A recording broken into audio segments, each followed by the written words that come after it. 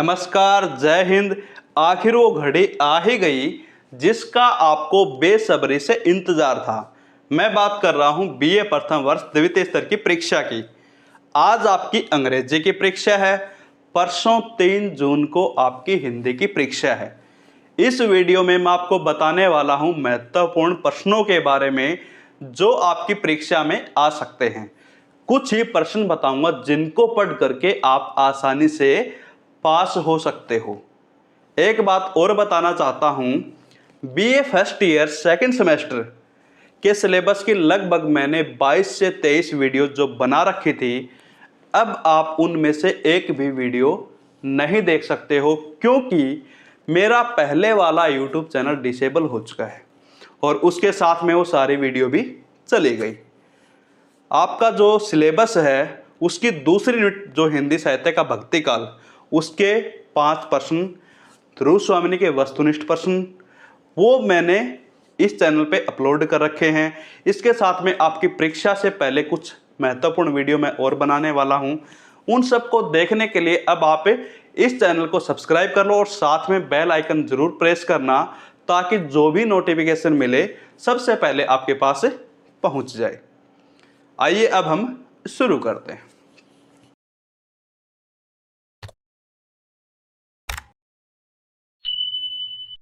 बहुत सारे विद्यार्थी ये सोच रहे हैं पिछले 3-4 महीने से हमने पुस्तक ही नहीं उठाई तो कैसे हम 2 दिन पढ़कर पास हो सकते हैं।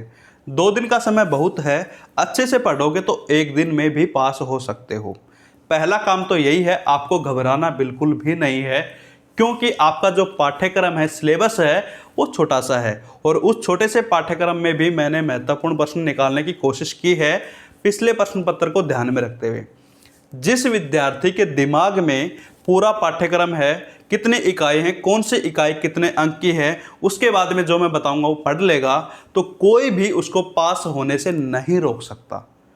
आइए अब हम शुरुआत करते हैं बिना देरी करते हुए।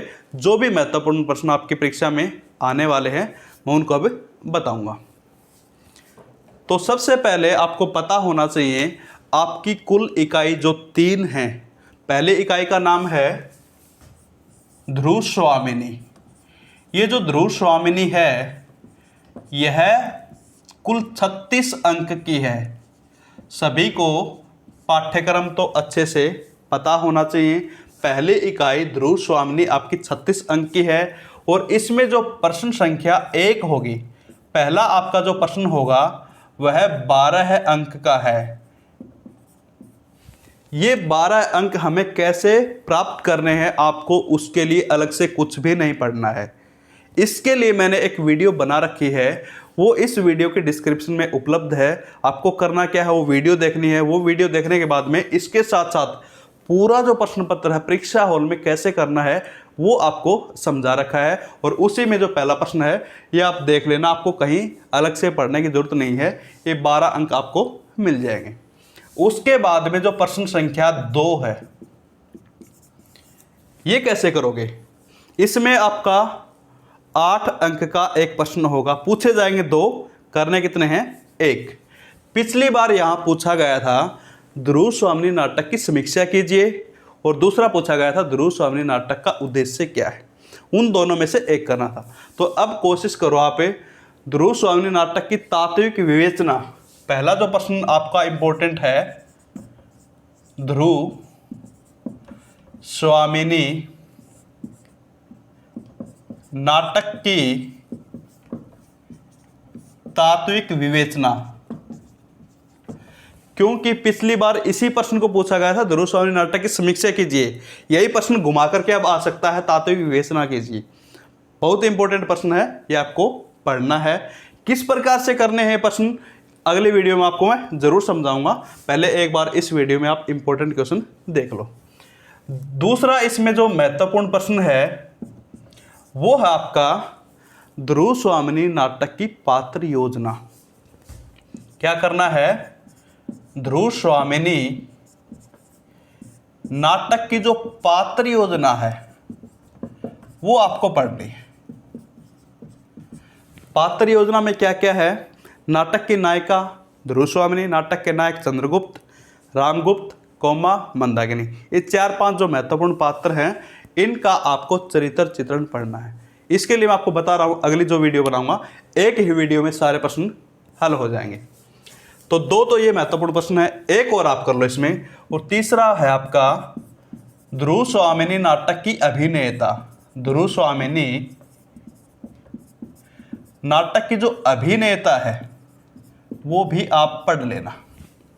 इतने प्रश्नों में अगर आपने ये 3 प्रश्न अच्छे से देख लिए तो आपका 12 है, प्लस ये वाला जो सेकंड प्रश्न होगा आपका वो 8 अंक का है।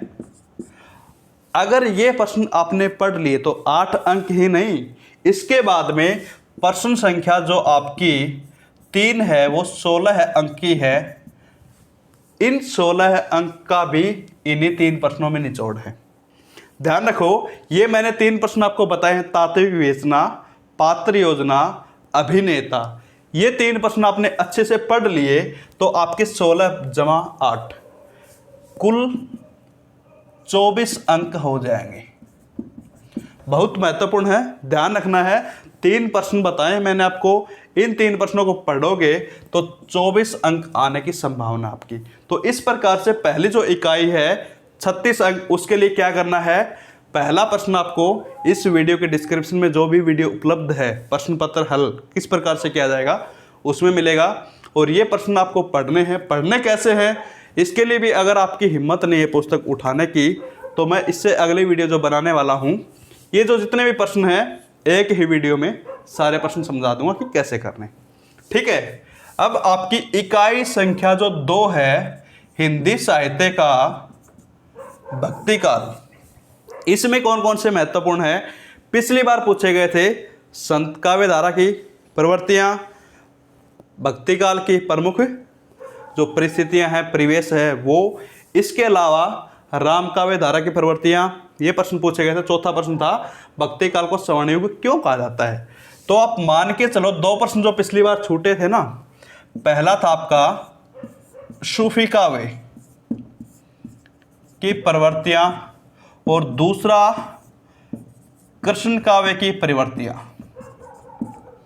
ये 2 बहुत ज़्यादा महत्वपूर्ण प्रश्न हैं। आप इन 2 को तो पढ़ के ही जाओगे, ये सोच के जाओ ये 2 प्रश्न हमने पढ़ लिए तो एग्जाम में आने ही वाले हैं।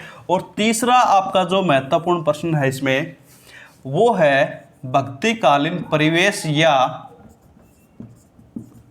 परिवेश को ही परिस्थितियां कहते हैं। ध्यान में रखना है, परिवेश पूछ ले या फिर परिस्थितियां पूछ ले तो आपका आंसर एक ही होना चाहिए, ध्यान रखना है।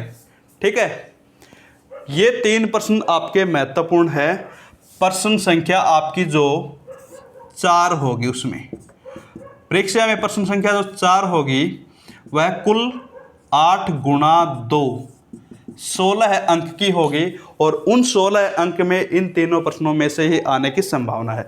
अब देखो, प्रश्न संख्या आपकी जो 5 है वह कुल 5 गुणा 2 10 अंक की होगी। इसके लिए आपको क्या पढ़ना पड़ेगा, इसके लिए इसमें से जो प्रश्न बचे हुए हैं, एक प्रश्न आपका बच गया इसमें संत काव्य का और दूसरा बच गया आपका राम काव्य का। ये 2 प्रश्न और पढ़ लेना। ये जैसे ही आप 2 प्रश्न पढ़ लोगे उसके बाद में ये 10 अंक भी आपके लगभग हो जाएंगे। अब आप देखो 1 2 3 4 5 प्रश्न बता दिए वैसे मैंने, लेकिन 8 नंबर के लिए प्रश्न के लिए आपका पहले ही जो दिमाग हो तैयार होना चाहिए ये 2 प्रश्न करने के लिए। ठीक है, जैसे ही 4 नंबर के प्रश्नों की बात आएगी तो ये वाले जो 2 प्रश्न हैं आपको ध्यान में रखना, ये आने ही वाले हैं, हमें ये करना है। तो इस प्रकार से 36 अंक की वो यूनिट थी। जो आपकी भक्ति काल की यूनिट है वो कुल 26 अंक की है। 36 और 26 आपके हो जाएंगे 62। अब जो आपकी तीसरी इकाई है उसका नाम है व्यवहारिक हिंदी। ध्यान रखना है, जितनी भी आपकी इकाई हैं उनका आपको पता होना चाहिए कौन सी इकाई कितने अंक की है, कैसे प्रश्न आ सकते हैं। ये पता है तो आपको पास होने से कोई भी नहीं रोक सकता। तीसरी इकाई देखो आपकी, जिसका नाम है व्यवहारिक हिंदी।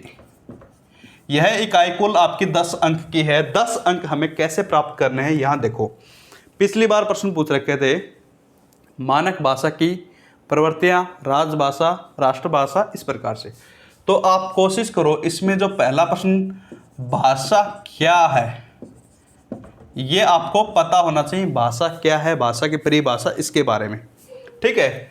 दूसरा जो प्रश्न आने की संभावना है इसमें, अब की बार जो हिंदी वर्णमाला है, स्वर और व्यंजन, वहां से आने की संभावना है पूरी स्वर व व्यंजन।